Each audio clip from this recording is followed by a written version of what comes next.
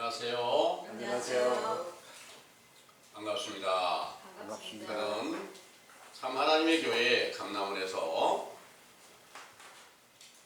좋은 시와 가라지 시에 대한 확실하게 구별해서 좋은 시로 비유한 선지자 세례 요한과 예수님께서 이미 사도들을 통해서 뿌려놓으신 그 복음을 다시 분별케 해드리고 있는 감남원의 김기호라고 합니다. 오늘 여러분들에게 전해드리고자 하는 말씀의 주제는 씨 뿌림을 받은 땅인데요. 이 주제의 말씀을 성경 전반적인 증거를 통해서 자세히 정리된 메시지를 먼저 상고해 드릴 수 있도록 하겠습니다. 주제는 씨 뿌림을 받은 땅이고요. 마태복음 13장 1절에서 9절에 근거한 말씀입니다. 마태복음 13장 3절에서 8절까지의 내용을 상고해 드리겠습니다. 예수께서 비유로 여러 가지를 저에게 말씀하여 가라사대 씨를 뿌리는 자가 뿌리러 나가서 뿌릴새 더러는 길가에 떨어지매 새들이 와서 먹어버렸고 더러는 흙이 얇은 돌밭에 떨어지매 흙이 깊지 아니하므로 곧싹이 나오나 해가 돋은 후에 타져서 뿌리가 없으므로 말랐고 더러는 가시떨기 위에 떨어지매 가시가 자라서 기운을 막았고 더러는 좋은 땅에 떠 뿌려지매 혹 100배, 혹 60배, 혹 30배의 결실을 하였느니라. 아멘. 내용을 상고합니다. 천지와 만물을 창조하신 하나님께서 창세기 8장 22절에 땅이 있을 동안에는 심음과 거둠과 추위와 더위와 여름과 겨울과 낮과 밤이 쉬지 아니하리라 하신 말씀에 따라 세상 땅에서도 그러하고 영적으로도 그러하여 누가복음 8장 11절 참 하나님의 진실한 말씀의 시가 마태복음 13장 37절에 40절 밭으로 비유한 세상에 살고 있는 고린도전서 3장 9절 사람들의 심령 밭에 뿌려져 싹이 나고 자라서 결실하는 봄과 여름과 가을 때 곧 추수하는 세상 끝날이 있는 것이죠. 참 하나님의 진실한 말씀의 시는 요한복음 12장 24절 하늘의 미래 시로 비유한 예수께서 전파하신 말씀과 보리의 시로 비유한 선지자 세례 요한이 회개의 세례를 베풀면서 전파하신 말씀이 있습니다. 이렇게 밀과 보리의 시로 비유하신 것은 실제 표면적 유대인들의 주식이 밀과 보리이기에 이면적 유대인이 되기를 바라는 제자들의 영혼의 양식을 민수기 5장 11절에서 22절 의심의 소재물로 쓰는 보리가루로 만든 빵으로 비유한 죄를 깨닫고 회개케 하는 진실한 율법으로 세례 요한의 때부터 예수께서 육체로 살아계실 때까지 먹이셨죠. 이를 알게 하시려고 요한복음 6장 1절에서 13절 갈릴리 바다 건너편 산에서 보리빵 5개와 물고기 2마리로 축사하시고 5,000명을 먹이고 남은 것을 12바구니에 채우시고 마태복음 15장 29절에서 39절 갈릴리 호숫가 산에서 빵 7개로 4,000명을 먹이고 남은 것을 7강주리에 채워두시는 표적을 행하신 것입니다. 이렇게 표적과 기사와 권능을 나타내시며 요한복음 4장 27절에서 36절 사마리아 여인과 그 동네 사람들을 전도하시면서 제자들에게 이르시기를 눈을 들어 밭을 보라 밀을 추수하는 때가 되었다고 말씀하시고 또 마태복음 12장 1절 안식일에 밀밭 사이로 가시다가 제자들이 시장하여 밀 이삭을 잘라 먹었던 것도 밀이 익어 타작마당 곧 마태복음 13장 36절에 40절 추수하는 말세가 임박하였음을 알려주신 것이죠. 이 때를 이루시려고 예수께서 죽으셨다가 부활하여 사도행전 2장 1절에서 3절 오순절에 성령 충만함을 주셔서 표적과 기사와 권능으로 하루에 3,000명, 5,000명씩 전도하시던 때가 알곡을 거두어 추수하는 세상 끝날 곧 사도행전 2장 14절에서 17절 요엘 선지자에게 예언한 말세가 성취되어 100배, 60배, 30배의 결실을 얻게 하셨으므로 그 거룩하신 이름이 영원히 영광과 찬송을 받기에 합당하시나이다. 아멘. 예수께서 씨 뿌림을 바른 땅의 비유를 말씀하시면서 마태복음 13장 24절에 30절 천국은 좋은 씨를 제밭에 뿌린 사람과 같으니 사람들이 잘 때에 그 원수가 와서 곡식 가운데 가라지를 덧뿌리고 갔더니 싹이 나고 결실할 때에 가라지도 보이거늘 집 주인의 종들이 주여 밭에 좋은 씨를 심지 아니하였나이까 그러면 가라지가 어디서 생겼나이까. 주인이 가로되 원수가 이렇게 하였구나. 종들이 가로되 그러면 우리가 가서 이것을 뽑기를 원하시나이까. 주인이 가로되 가만 두어라. 가라지를 뽑다가 곡식까지 뽑을까 염려하노라. 둘 다 추수 때까지 함께 자라게 두어라. 추수 때 내가 추수꾼들에게 말하기를 가라지는 먼저 거두어 불사르게 단으로 묶고 곡식은 모아 내 곡간에 넣으라 하리라. 하신 비유의 말씀 중에 좋은 씨를 뿌린 집 주인은 하나님 아버지시며 그의 종들은 천사들과 성령의 인도함을 받는 선지자들이며 좋은 씨는 누가복음 8장 9절에서 11절 천국의 복음으로 선지자 세례 요한으로부터 시작하여 그의 세례를 받으신 예수께서 전파하신 말씀이며 가라지의 씨는 거짓 선지자들 가운데 마귀가 역사하여 전파했던 서기관들과 바리새인들의 불법과 외식이라고 하는 사람의 계명과 교훈이지요. 그런데 좋은 씨가 먼저 뿌려졌다는 것은 참 하나님께서 택하신 유대인들에게 선지자들을 보내어 진실한 천국의 복음인 진리의 율법을 전파하여 이를 지키라고 명령하셨으나 하나님과 원수가 된 마귀가 가라지의 씨로 비유한 마태복음 15장 7절에서 10절 사람의 계명과 유전으로 거짓말을 만들어 미혹하였던 것이 좋은 씨 위에 가라지 씨를 덧뿌려지게 하신 것입니다. 하나님이 택하신 유대 나라에 마귀가 가라지의 씨로 덧뿌려 놓은 신약시대 초에 이사야 1장 8절 딸 시온은 포도원의 망대같이 원두밭의 상징막같이 겨우 남겨져 있어 누가복음 1장 5절에 17절 의로운 제사장 사가랴의 씨로 세례 요한을 낳게 하시고 그가 회개의 세례를 전파하면서부터 좋은 씨와 가라지의 씨를 분별케 하는 일이 시작되었고 그의 세례를 받고 모든 의를 이루신 예수께서 더욱 확실하게 분별케 하시면서 추수 때를 준비하셨던 것이죠. 추수 때를 준비하는 일의 시작으로 마태복음 3장 11절에서 12절 물 세례를 베푸시던 세례 요한께서 내 뒤에 오시는 예수께서 성령과 불로 세례를 베푸시며 타작마당을 정하게 하사 알곡은 모아 곡간에 들이고 쭉정이는 꺼지지 않는 불에 태우시리라 하셨으나 마태복음 3장 13절에 17절 예수께서 요한이 세례를 베풀던 요단강에 나타나셔서 물세례를 받으시고 모든 의를 이루신 후부터 십자가로 승리하시기 전까지 물세례를 베푸시면서 타작마당을 정하게 하는 일을 준비하시고 부활하신 후에 아버지께 올라가셨다가 다시 오시겠다는 약속대로 오순절에 성령으로 충만케 하셨을 때부터 사도행전 2장 14절에서 20절 말세 곧 세상 끝날에 추수하는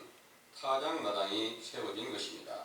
오순절 날의 영광을 지켜보던 경건한 유대인들이 사도행전 2장 36절에서 42절 사도들 앞에 돌아와 예수 그리스도의 이름으로 세례를 받고 성령을 선물로 받는 날에 제자의 수가 3,000이나 더하면서부터 알곡이 된 자들을 천국의 곳간에 드리는 일이 시작되어 청년이었던 사도 바울이 빌레몬서 1장 9절 나이 많은 노년이 되기까지 알곡을 거두는 추수꾼의 직무를 수행하면서 데살로니가 전서 5장 1절에서 3절 밤의 도적 같은 주의 날 곧 추수를 마치는 끝날이 올 것을 예언하였지요.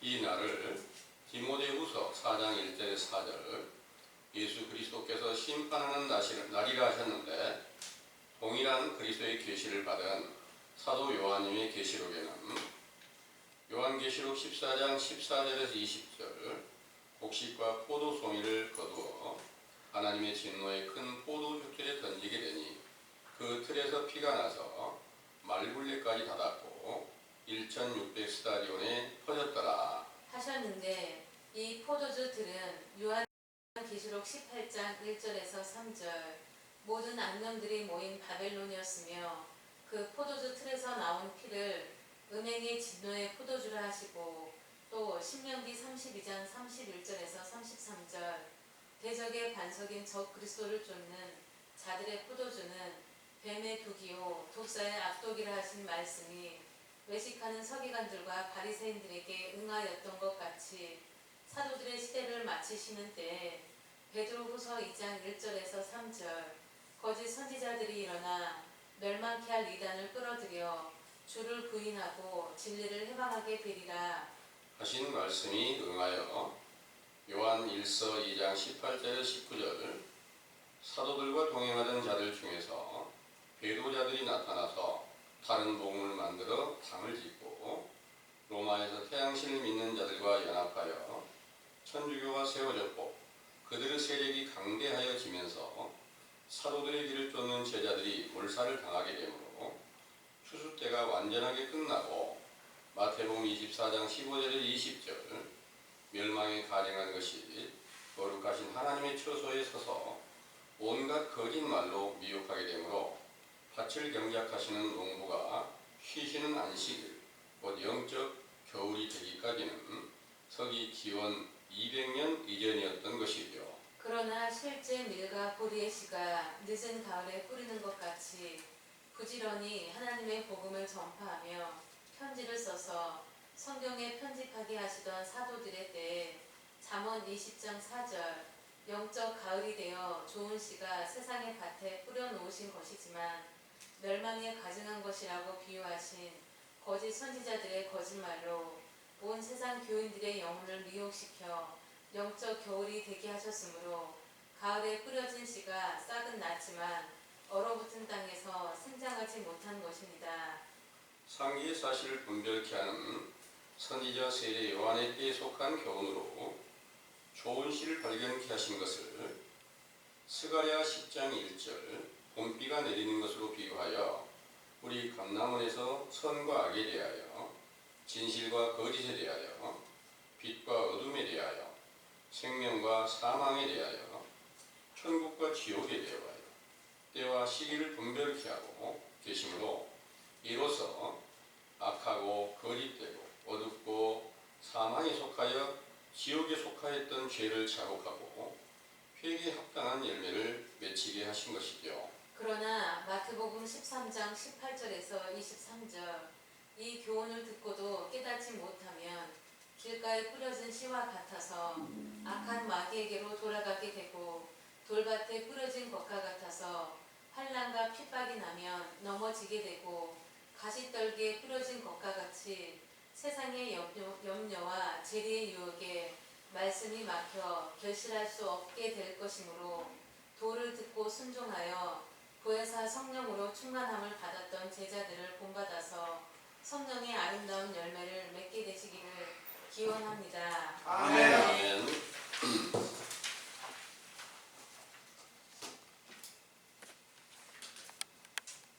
하나님을 진정으로 경외하시는 우리 형제님들, 우리 모두 다 좋은 땅이 되어서 꼭 100배, 60배, 30배의 결실을 함께 할 수 있게 되기를 간절히 원합니다. 아멘. 이 결실은 언제 확실하게 나타내 보여주셨는가 하면 오순절날 성령 세례를 주실 때 완전하게 그때 나타나 주셔가지고 성령의 열매가 가장 하나님께서 보시기에 아름다운 씨가 아름답게 열매를 다 맺혀서 그때부터 추수하는 때 타작마당이 이루어졌다는 것을 우리 형제님들 다 믿으시죠? 네. 타작마당이 시작이 되면 타작이 끝나는 때가 세상에 있는 것이 맞죠? 타작이 시작이 되면 계속 타작만 하고 있을까요? 그런 건 아니겠죠?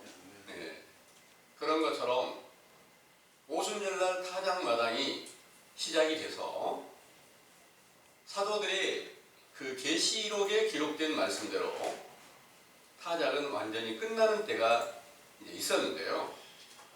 오늘날은 이 세계가 다 아직까지 오순절의 타작마당이 계속 이어져 내려오고 있는 것처럼 알려주고 있는 거예요. 그때가 얼마나 오래된 일인가 하면 거의 1800년이라도 더 오래된 그런 때입니다. 예수님께서 타작마당을 이루신 때가 부활하시고 오순절에 성령 충만함을 주실 때니까 그때가 서기 기원 2000년 전이라고 봐야죠. 2000년 전에 시작된 것이 이제 타작을 하는 기간 동안을 이제 한 약 200년 가까이로 이렇게 볼 수가 있어요. 그건 왜냐하면 예수님이 33년 동안 육체로 계시고 부활하셔가지고 50일 후에 성령 충만함을 주셨던 것이고 그 오순절에 성령 충만함을 받았던 그 사도들을 핍박하고 사도들을 붙잡으러 다니던 사울이라고 하는 청년이 그때 이제 청년인데 예수님께서 그를 붙잡아서 사도로 세웠어요. 청년이 이제 내가 나이가 많아졌다, 노년이 됐다는 거예요. 노년이 됐으니까 청년이 노년이 돼서 청년은 20대에서 한 30대 이 정도가 청년이라고 할 수가 있겠죠. 노년이라고 하면 적어도 60대가 넘었을 때 노년이라고 말할 수 있겠죠. 그래서 사도 바울께서 많은 편지를 써서 오늘날 여러분들에게까지 다 전해지고 있는 것 맞고 온 세계가 성경을 읽으면 신구약 성경, 구약 성경이 아닌 신약 성경에 사도들이 쓴 편지를 기록했기 때문에 이것을 읽으면서 이게 하나님께서 때와 시기를 다 조성하시고 사도들의 때에 가장 완전한 성령의 열매로 맺혀서 그 성령의 아름다운 열매가 어떤 말과 행함으로 나타났는지 이를 자세히 기록하셨습니다.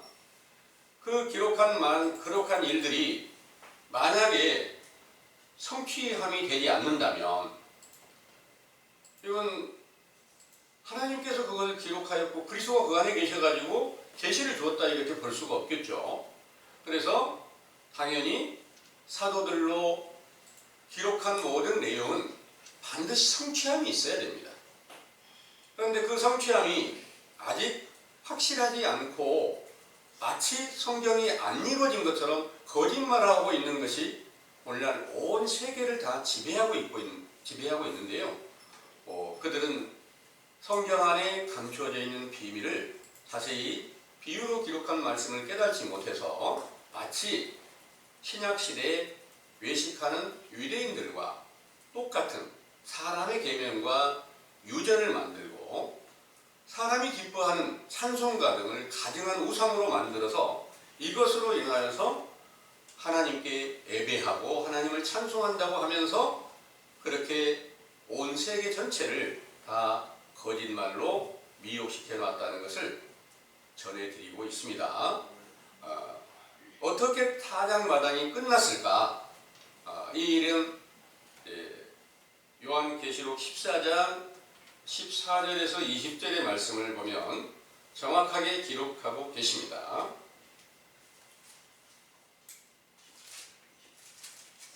요한복음 14장 14절에서 20절까지를 한번 참고해 보겠습니다. 또 내가 보니 흰 구름이 있고 구름 위에 사람의 아들과 같으니가 앉았는데 그 머리에는 금 면류관이 있고 그 손에는 이한 낫을 가졌더라. 또 다른 천사가 성전으로부터 나와 구름 위에 앉은 이를 향하여 큰 음성으로 외쳐 가로되 너의 낫을 휘둘러 거두라. 거둘 때가 이르러 땅의 곡식이 다 익었음이로다 하니 구름 위에 앉으신 이가 낫을 땅에 휘두르매 곡식이 거두어지니라. 또 다른 천사가 하늘에 있는 성전에서 나오는데 또한 이한 낫을 가졌더라. 또 불을 다스리는 다른 천사가 제단으로부터 나와 이 한 낫을 가진 자를 향하여 큰 음성으로 불러 가로되 너의 이 한 낫을 휘둘러 땅의 포도송이를 거두라. 그 포도가 익었느니라 하더라. 천사가 낫을 땅에 휘둘러 땅의 포도를 거두어 하나님의 진노의 큰 포도주 틀에 던짐에 성 밖에서 그 틀이 밟히니 틀에서 피가 나서 말 굴레까지 닿았고 1600 스타디온에 퍼졌더라. 아멘. 이 계시록의 말씀은 오늘날 이 세상의 교회에서는 아직 성취함이 되지 않았다.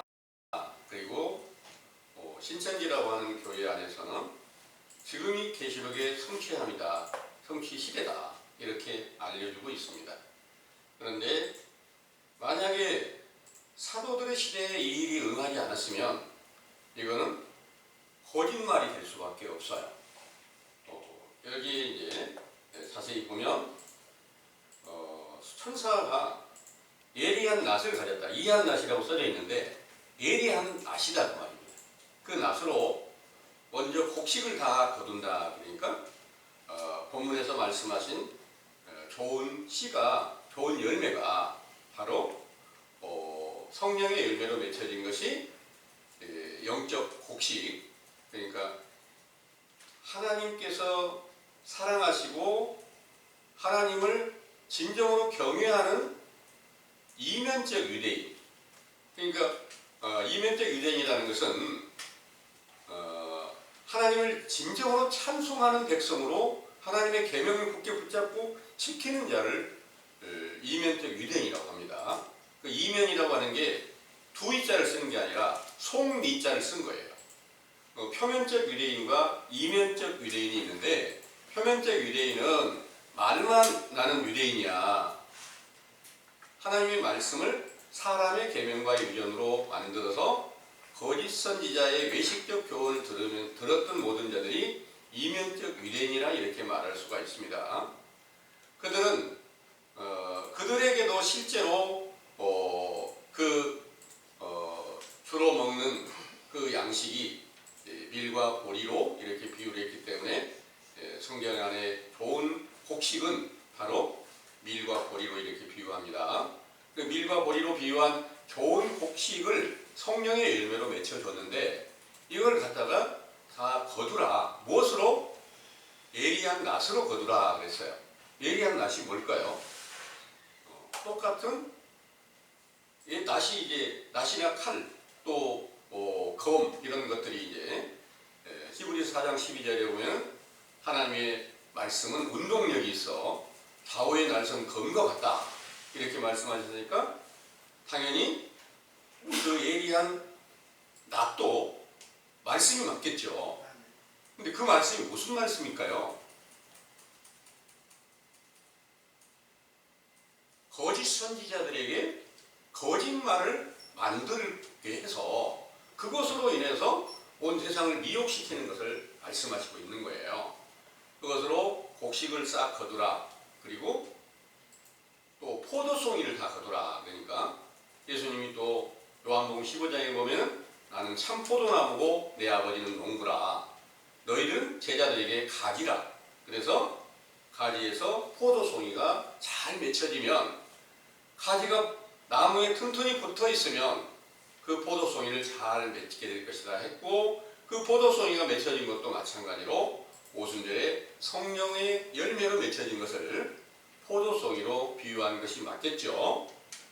이렇게 좋은 곡식과 포도송이를 거두라 그랬으니까 이제 성령의 아름다운 열매를 맺혔던 사도들의 시대에 속하여 있는 자들을 전부 다 거짓말로 미혹시키고 그렇지 않으면 다 죽이라 하는 말씀과 똑같습니다.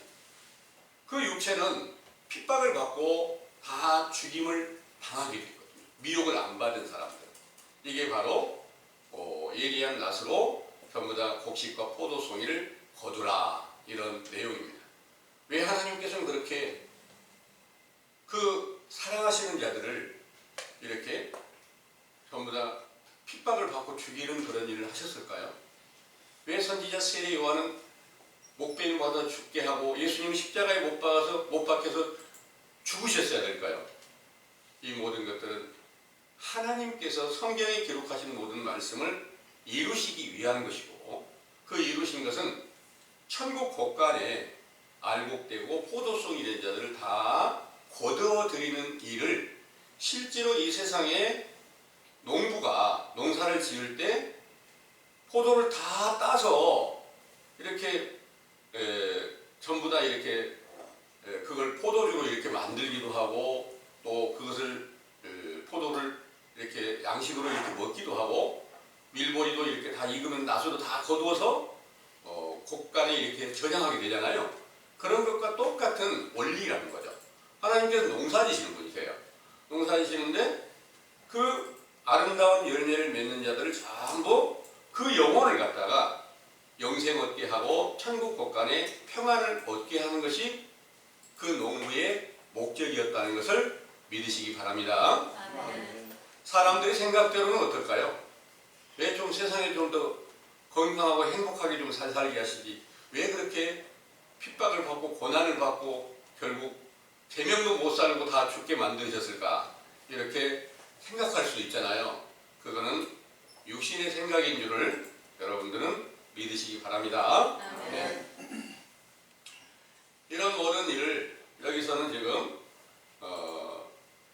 19절의 말씀을 보니까 천사가 낫을 땅에 휘둘러 땅의 포도를 거두어 하나님의 진노의 큰 포도주 틀에 던짐에 성 밖에서 그 틀에 밟히니 틀에서 피가 나서 말굴레까지 닿았고 1600 스다디온에 퍼졌더라 그랬어요. 가끔 한 번씩 말씀을 드렸고요. 이 말굴레라는 곳이 어디냐 하면 여러분들이 지금 듣고 계신 이 말씀, 율법의 말씀이 말굴레나 마찬가지로 우리가 세상에 속하여서 육신의 소욕대로 살아보던 모든 것은 사나운 짐승이나 마찬가지로 여겨집니다. 성경에는 비유로 그렇게 말씀하시는데 우리를 붙잡아다가 하나님의 말씀으로 길들이려고 지금 여러분들에게 전해드린 이 율법의 말씀이 말굴레로 비유를 하는 거예요. 근데 율법의 말씀이 말굴레인데 그 말굴레에 전부 다 피가 튀었다. 그 진노의 포도주 틀에서 피가 나와가지고 피가 튀었다 그랬는데 이 피는 어떤 피일까요? 이 피가 진노의 큰 포도주 틀에서 나왔다 그랬죠? 이 피가 무슨 피인가를 한번 찾아볼게요. 요한계시록 18장 1절에서 3절을 보겠습니다.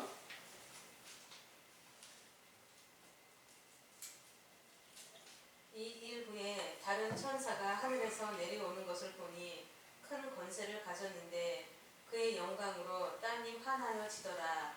힘센 음성으로 외쳐 가로되 무너졌도다 무너졌도다 큰 성 바벨론이여 귀신의 처소와 각종 더러운 영에 모이는 곳과 각종 더럽고 가증한 새에 모이는 곳이 되었도다.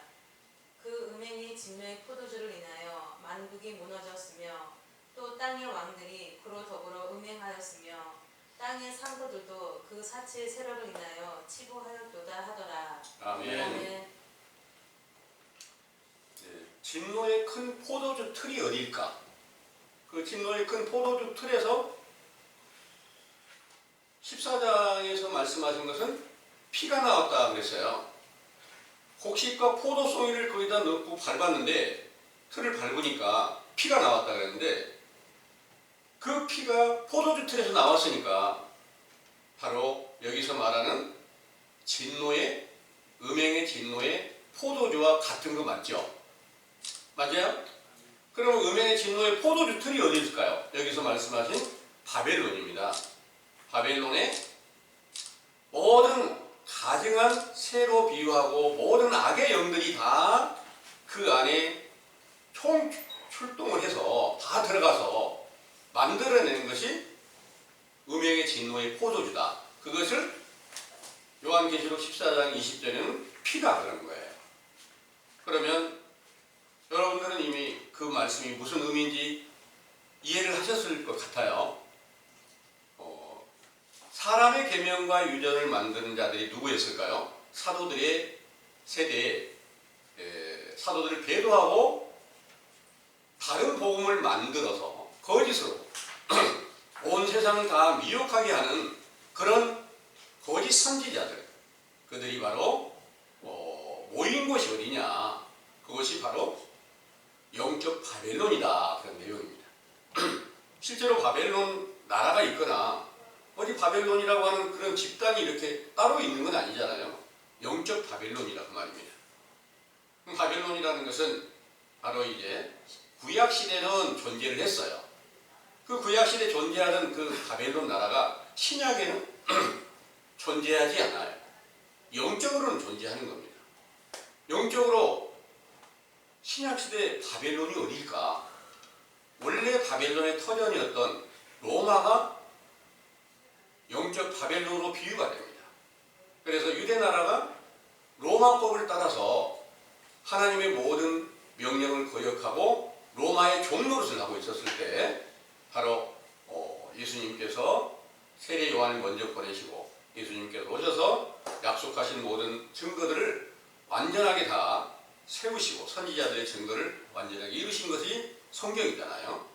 이런 모든 일을 다 보이셨고 또다시 계시록에 있는 바벨론은 바로 사도들을 배도하고 다른 복음을 만드는 자들이 당을 지어가지고 로마에서 태양신을 믿는 자들과 연합하여 천주교라는 교회를 만들고 그로 인해서 이제 거기서 나오는 그 거짓말 복음이 거짓 복음이 여기서는 진노의 포도주, 또 계시록 14장에서는 피가 나왔다 이렇게 말씀하시고 있어요. 그 피가 오늘날 이제 온 세상 교회가 전하는 교훈을 다 그리스도의 복음이고 예수 그리스도의 피다 이렇게 말하는 거 여러분 들어보셨어요? 예수 그리스도의 피가 모든 사람들의 죄를 다 대속했다. 다 씻겨주셨다. 그러니까 이미 그 일이 예수님께서 피 흘리심으로 인해서 온 세상 모든 만민의 죄를 다 사해 주셨으니까 그 사실만 인정하면 여러분들은 구원을 받고 영생을 얻습니다. 이렇게 알려주는 이 교훈이 진노의 큰 포도주 틀에서 나온 피로 비유를 하고 있다. 이 내용 여러분들은 이제 믿으시죠? 예.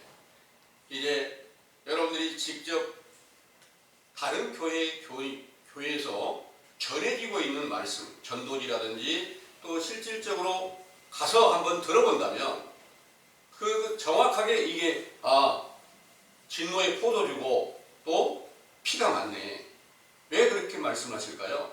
예수님이 6월절 행사를 하시면서 포도주를 주시면서 이것은 내 피다.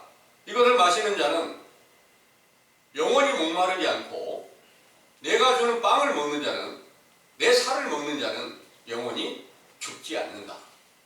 그리고 그 양식이 완전하여 영원한 양식이 돼서 이로 인해서 다시 뭔가를 먹고 마셔야 될 필요가 없다. 그러니까 이 일을 완성시켜준 그 증거는 예수님이 부활하여 가지고 오순절에 성령 충만함을 주실 때에 그리스도의 신령한 육체, 말씀이 육신이 되신 그리스도께서 속에 새 생명으로 나타나셨을 때 참 포도나무에서 나온 그 좋은 포도송이에서 수확한 새 포도주가 풍성하게 하고 영생하는 빵으로 비유하신 예수님의 살이라고 말씀하신 일이 이루어졌는데, 오늘날 이제 예수 그리스도를 믿는다고 하는 모든 교회가 다 복음을 전한다고 하면서, 여러분들은 지금 듣고 있는 이 말씀이 영생하는 빵입니다. 또 예수 그리스도의 피입니다. 이 피로 모든 죄를 다, 인류의 모든 죄를 다 사하셨어요. 이렇게 알려주고 있는 이 거짓말 교훈으로 온 세계가 다 거짓에 미혹되게 했으니까 말굴레까지 피가 다 튀었다 하는 말씀이 무슨 의미인지 이제 이해가 하셨죠? 예. 그래서 말굴레까지 다 튀었고 1600 스타디온에 다 퍼졌다. 그러니까 온 세계 전체를 영적으로 보면 1600 스타디온으로 비유를 해서 하나님의 복음을 듣는다고 하는, 성경을 가지고 하나님을 믿는다고 하는 모든 사람들 중에 다 그 거짓 선지자의 외식적 교훈으로 다 미혹이 됐다. 이 말씀이 응하게 된 줄을 믿으시기 바랍니다. 아멘. 이와 같은 일로 자세히 보니까 원래 밀과 보리의 씨로 비유한 좋은 씨가 사도들에게 뿌리고 사도들이 뿌렸어요. 그러니까 신약 시대에서도 예수님이 오시기 이전에 이미 좋은 씨가 뿌려졌는데 가라지 씨를 마귀가 와서, 원수가 와서 더 뿌렸다 그랬는데, 원수가 마귀잖아요. 그럼 원수 마귀가 더 뿌렸다. 실제로 마귀가 어디서, 마귀 스스로 뿌린 게 아니라 마귀가 거짓 선지자에게 함께 있어서 거짓된 복음을 뿌렸다는 거 아니겠습니까? 그걸 가라지 씨로 비유를 했어요. 그리고 지금 이제 사도들로, 이제 신약 시대에 와서 사도들로 인해서 성령의 열매를 맺혀줄 때 그때 주신 모든 말씀들이 가장 좋은 새 언약의 말씀으로 기록을 하셨어요. 그 새 언약의 말씀을 오늘날 우리가 이것을 듣는다고 해서, 그걸 읽는다고 해서 새 언약을 받는 것이냐? 이건 아니다는 거예요. 그때 뿌려 놓으신 그 새 언약의 말씀을 갖다가 가장 좋은 밀과 보리의 씨로 이렇게 비유를 해서 뿌려 놓으셨는데, 지금 말씀드린 대로 진노의 포도주로 비유한 거짓된 복음으로 온 세계 전체를 전부 다 덧입혀 놨다. 그러니까 덧뿌려 놨다, 이런 내용입니다. 진짜 사도들의 교훈이 뿌려져 있는 것에다가 거짓 사도들이 나타나서 온 세상에 거짓말하는 교훈을 갖다 미혹시켜 놨다. 그럼 이 말씀이 실제로 응하게 되어야만 성경은 거짓말이 아니고 이루어진 것이고요. 만약에 그 일이 이루어지지 않았다면 거짓말이에요. 왜 그렇게 말씀을 드릴까요? 고린도후서 11장 4절의 말씀을 한번 읽어보고요. 고린도후서 11장 4절.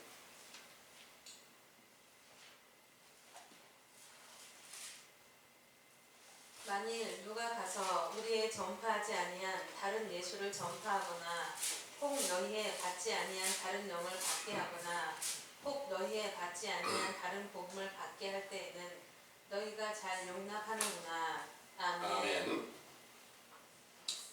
다른 예수와 다른 영과 다른 복음을 전파할 때 그것을 잘 용납하고 받아들인다는 그런 내용이고요. 또 11장 13절에서 15절까지를 보겠습니다. 어떠한 영군요 13절부터 저런 사람들은 거짓 사도요 게으르의 역군이니 자기를 그리스도의 사도로 가장하는 자들입니다. 이것이 이상한 일이 아니라 사단도 자기를 광명의 천사로 가장하나니 그러므로 사단의 일꾼들도 자기를 의의 일꾼으로 가장하는 것이 또한 큰 일이 아니라 저희의 결국은 그 행위대로 되리라. 아멘. 여기서 사단도 광명의 천사로 가장하고 그 사단에 미혹된 거짓 선지자들도 전부 다 참 하나님의 선지자라고 말하고 의의 사도다, 이렇게 말하고 있다는 거예요. 그럼 이런 일이 반드시 사도들의 시대에 마지막 때 이 일이 응해졌어요. 그래서 그 말씀대로 추수 때가 완전하게 다 끝나고 온 세상에는 거짓에 미혹된 거짓말, 진노의 포도주로 비유하고 피라고 말씀하시는 예수 그리스도의 그 피가 모든 죄를 다 씻겨줬다고 말하는 이 거짓된 복음이 온 세계를 다 미혹시켜 놨어야 가라지의 씨를 다 덧뿌려 놨구나 하는 말씀이 응하게 되는 거 맞겠죠? 예. 그러면 가라지의 씨를 구별할 수 있는 그 교훈이 오늘날도 똑같이 와야 되겠죠. 그럼 가라지 씨와 좋은 씨를 구별할 수 있는 것이 신약시대 최초로 참 하나님의 보냄을 받은 선지자 세례 요한이 와서 회개하라는 명령을 전할 때 좋은 씨와 가라지 씨, 그러니까 똑같은 말씀, 성경 말씀을 전하고 있지만 확실한 천국의 복음과 천국의 복음이라고 하면서 거짓말로 아브라함의 후손이라고 우리는 다 아브라함의 후손으로서 천국 백성이라고 이렇게 일러주던 그런 교훈을 정확하게 분별할 수 있게 된 거 맞죠? 그러면서 그런 것처럼 오늘날도 이제 반드시 그때 세례 요한의 때가 먼저 임한 것처럼 오늘날도 성경을 통해서 진실과 거짓을 정확하게 구별해 줄 수 있는 그 말씀이 좋은 씨와 가라지 씨를 정확하게 구별해 줄 수 있는 말씀이 지금 여러분들이 듣고 계신 이 말씀인 줄을 믿으시기 바랍니다. 네. 이 좋은 씨 중에서 선지자 세례 요한이 전하는 복음은 보리씨로 이렇게 비유를 하고 있는데 왜 보리씨로 비유를 하는가? 민수기 5장에 보면은 의심하는 소재물이다 그런 거예요. 거기에는 이렇게 기록되어 있어요. 아내가 이제 다른 남자와 가까이 하는 것을 의심할 때 그 소재물을 준비할 때 보리가루로다가 이렇게 보리가루를 제사장에 갖다 줘서 제사장이 그 보리가루로 만든 그 빵으로 그것을 이제 분별하게 하라 이런 내용입니다. 그러면 거기에 말은 아내인데 실제로 세상에 아내가 바람 피웠다 그래서 보리가루로 만든 빵 가지고 구별할 수 있을까요? 이건 아니잖아요. 신약시대 보리가루로 만든 빵으로 예수님이 오병이어를 행하시고 또 칠병이어를 행하시고 이런 거를 지금 상고해 봤고요. 잘 알고 계시죠? 왜 하필이면 보리빵을 먹이셨을까요? 그 보리빵은 죄가 뭔지를 생각나게 하고 이스라엘 백성들에게 이렇게 말씀하세요. 에레미야 3장 14절의 말씀을 보면 배역한 자식들아 돌아오라 내가 너희 남편임이니라 이렇게 말씀하셨어요. 그럼 이스라엘 백성들이 아내라는 말이잖아요. 네. 하나님이 남편이라고 그랬으니까 이스라엘 백성들을 아내로 비유를 하는 거예요. 아내가 실행을 했다. 바람을 피웠다. 그걸 의심하게 된단 말입니다. 의심하는 소재물. 그것은 바로 신약시대에 선지자 세례 요한으로 주어진 세례 요한과 예수님께서 전해주신 이 말씀이 물세례를 주실 때 전해준 말씀이 죄를 깨닫게 해주고 너희들이 지금 하나님의 명령을 거역한 죄인이었다는 사실을 알게 해줬을 때 영적으로 보면은 그게 보리빵 같은 양식을 공급했다는 거 아니겠습니까? 그래서 여러분들도 지금 듣고 계신 선지자 세례 요한의 때 교훈이 지금 영혼의 양식으로 보리빵으로 비유한 말씀이 여러분들이 전해지고 있고 이 말씀으로 인해서 좋은 씨와 가라지의 씨를 정확하게 구별할 수 있는 그런 영적 귀가 열리고 그 눈이 조금씩 더듬어 찾아서 발견케 하고 있다는 것을 믿으시길 바랍니다. 아멘.